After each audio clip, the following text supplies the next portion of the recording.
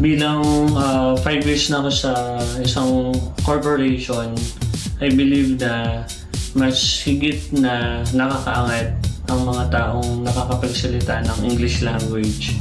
Dahil sa panahon ngayon, nag-evolve na yung mga trabaho at kumbaga nagiging international yung mga opportunities. That's why mas flexible ang mga tao or empleyado na kaya makapagsalita ng English language. For me, hindi. In general, hindi kasi hindi yung dapat maging basihan kung mas angat ba ang isang tao. Oo, masasabi natin na meron silang advantages, siguro academically and sa career, pero hindi dapat yun yung maging basihan kung mas angat ang isang tao. Hindi po. Para sa akin, never ko magiging consideration yung galing ng isang tao sa pagsasalita ng English para po masabi ko na mas angat siya compared sa iba. Bagamat pinaniniwalaan po natin that English is a universal language kung saan man lupalop ng mundo, importante na meron tayong alam na salitang English para din po sa ating kapakanan. But for me, it is important, but it would never be a measurement of someone's intelligence, especially their status. Para tulungan po tayong pag-usapan ng mainit-init na topic na yan, sasamahan tayo ngayong umaga ng Filipino at Panitikan ng Pilipinas Department Chair ng UP Diliman na si Professor Shader Hoxon. Hi Prof! Welcome back! Maraming salamat. Magandang umaga sa ating umaga lahat, po. sa mga nanonood. Magandang umaga po. Thanks for being here, Prof. Napanood niyo po ba itong binabanggit naming nag-viral na video? Opo, napanood ko siya at may kinalaman ito, I think, sa dating at popping the balloon video. Kung saan tinanggihan niya yung isang candidate dun sa dating game na yon dahil hindi daw hindi straight Englishero at siya daw ay straight Englishera. Oo. Bakit ba napakalaking usapin ang pagiging marunong sa English ng isang tao dito sa ating bansa? Definitely, usapin talaga siya dahil may kinalaman ito sa edukasyon natin na that the government is pushing na mag-English tayo kasi for globalization, para makapagtrabaho sa ibang bansa. At syempre, ito rin yung ginagawa nating sukatan, no? Kung sino nga ba yung matalino at hindi, kapag kaya niya mag-English, na syempre, hindi naman talaga ganun dapat ang nangyayari. Oo. Sukatan nga ba? Bakit nga ba? Sino bang nag-institute na sukatan ang galing ng isang tao mag-English sa kanilang talino or nalalaman? Yun, syempre sa kasaysayan natin, nung sinakop tayo ng mga Amerikano, sinusulong nila yung paggamit ng wikang Ingles sa educational system. At dahil nga tayo, parang mababa yung tingin natin sa sarili natin, historically, no, parang during the Spanish colonial period, sobrang baba nung tingin natin sa sarili natin kasi hanggang dito lang dapat tayo natututo, dapat hindi tayo humigit sa mga kolonisador natin, sa mga nag-conquer sa atin.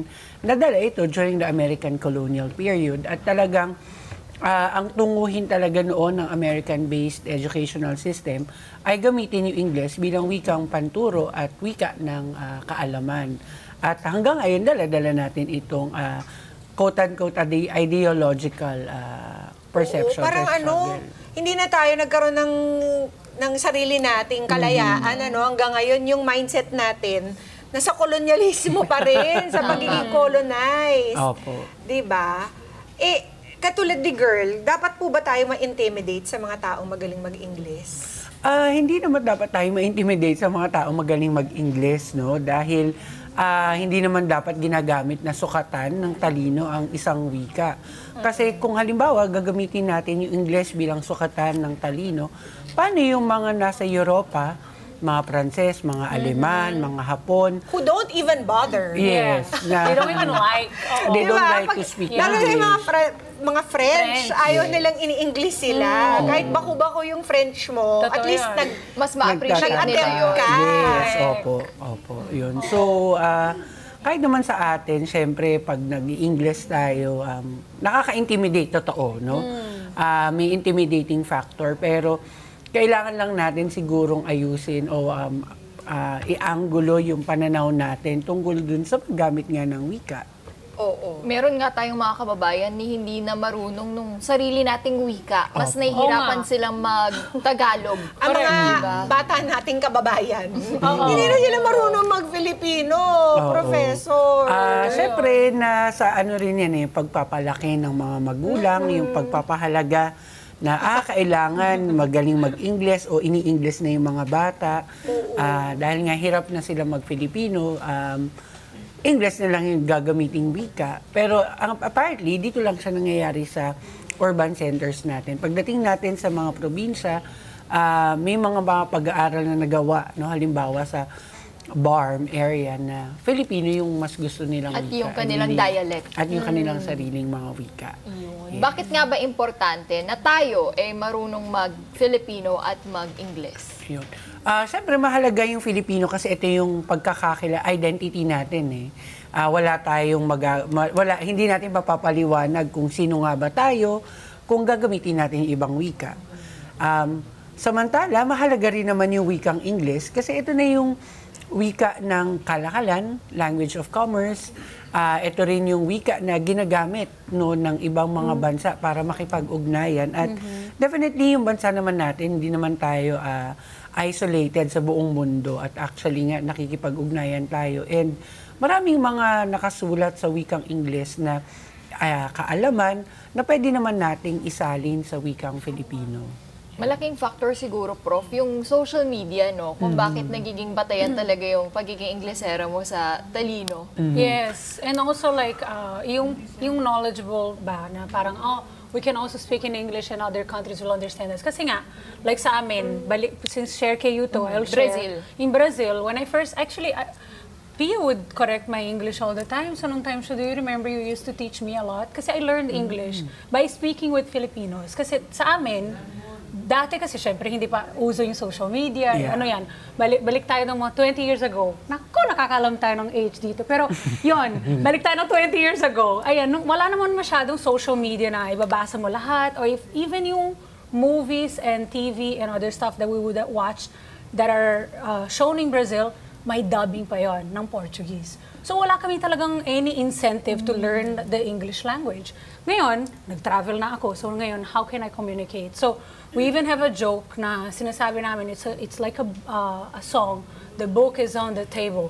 And then, lahat ng objects na ilalagay mo sa table para matuto yung mga adults ng English. And then when I got here, ang gagaling nyo mag-English lahat. Pero nahihiya.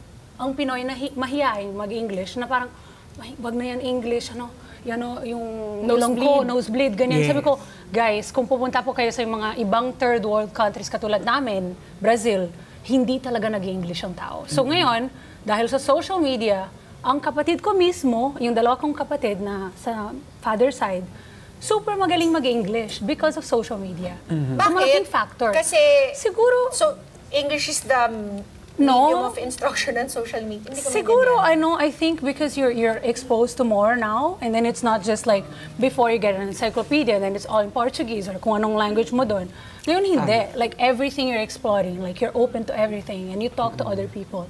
Ang galing nila mag-English. Mas magaling pa sila. May exposures sila. Yes. Sa mga nag-English. Yes. Pero let's ask Prof.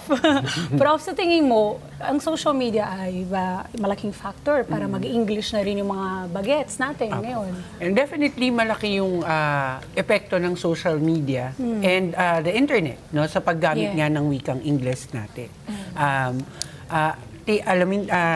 Tanggapin natin na yung Ingles ang pinakagamit na wika sa buong mundo. At ito yung language of for wider communication. Na halimbawa sa social media, mas ginagamit yung wikang Ingles. At yun nga, gaya ng nabanggit, malaki talaga yung epekto ng social media sa paggamit ng Ingles. And actually, at the same time, kahit yung wikang Filipino, na malaki rin yung epekto ng social media. Dito tayo nakakakuha ng mga bagong salita or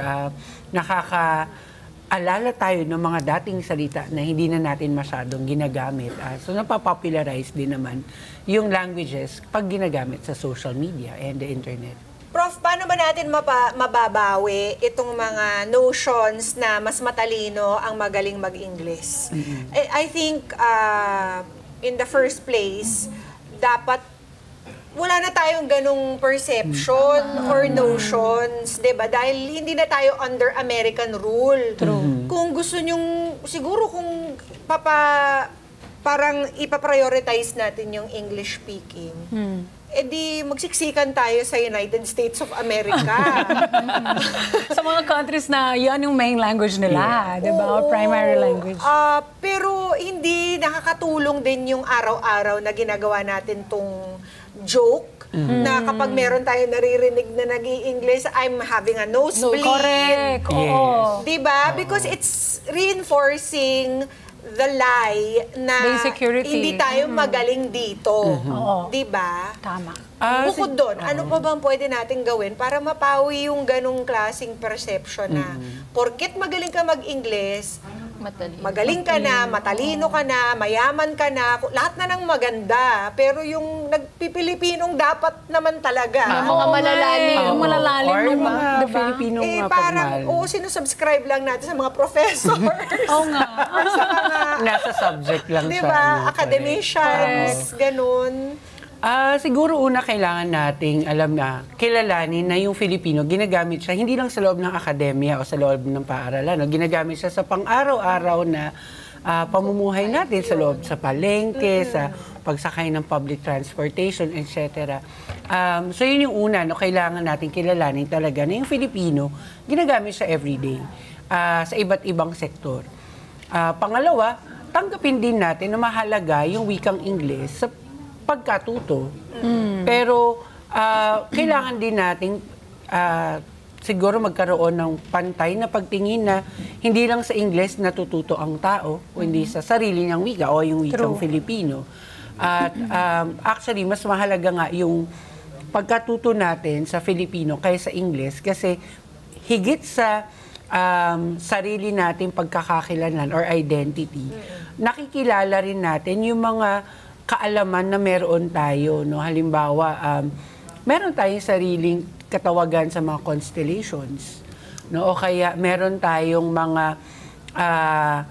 mga practices, no, medical practices na very Filipino, no? Halimbawa yung konsepto ng pasma. Di ba, hindi ka pwedeng, pag nag-plan ka, hindi ka pwedeng Wala magugas. English translation yun. Oo, yun.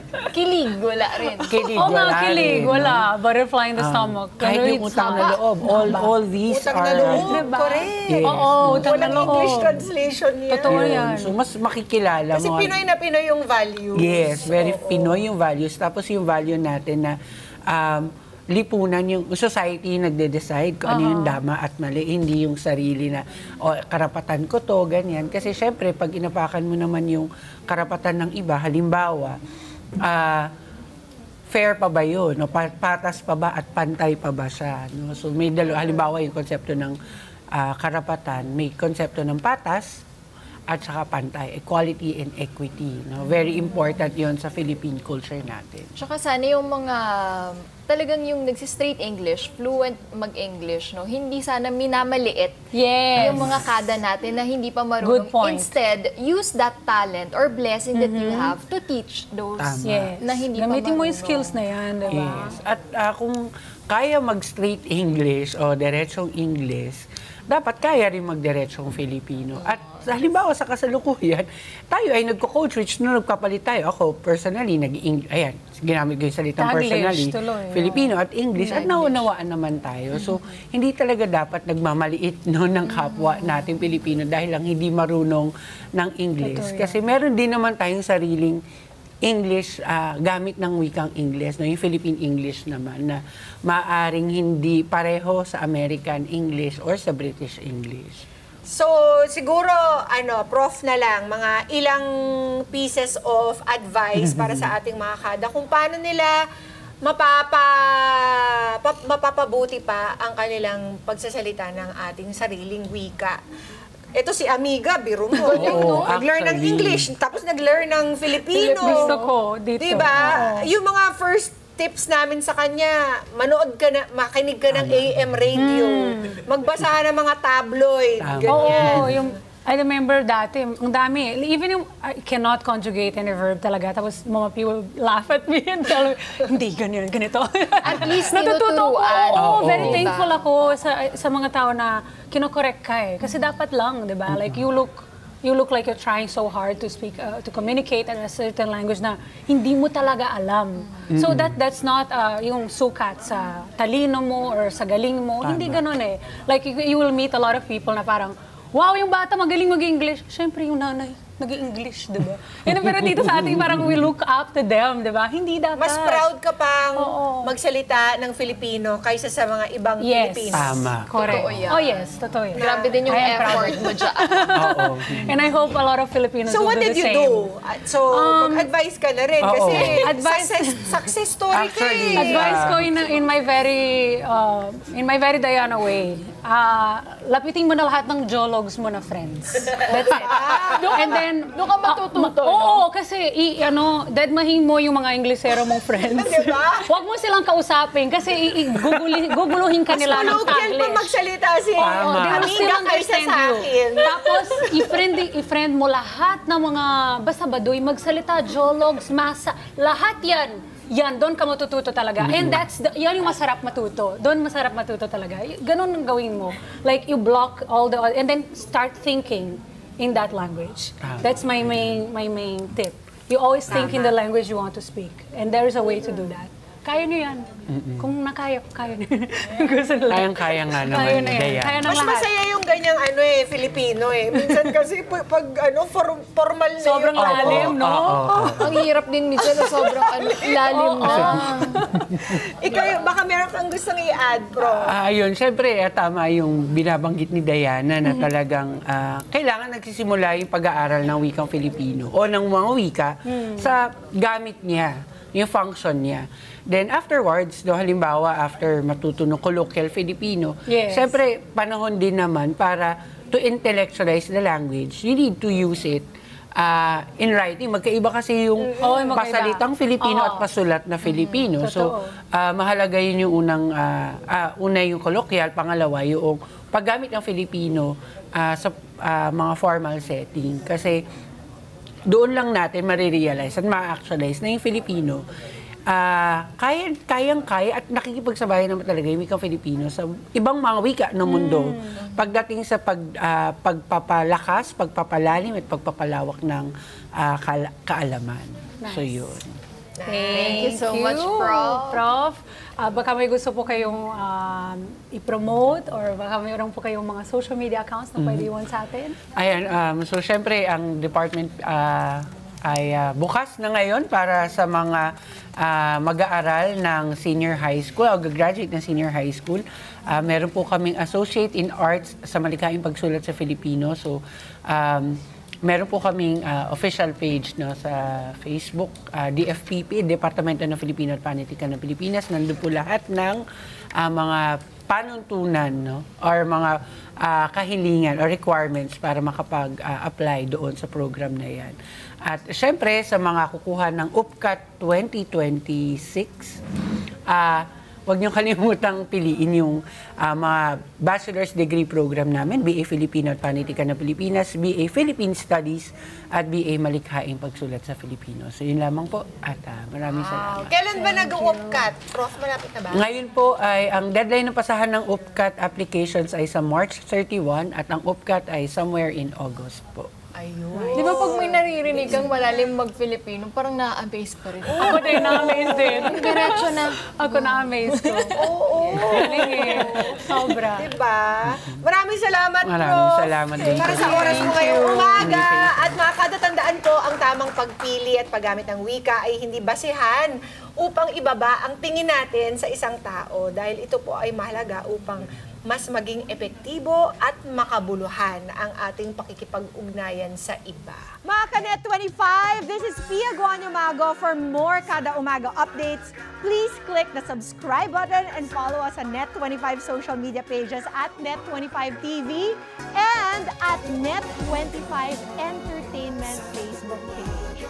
See you guys. Bye!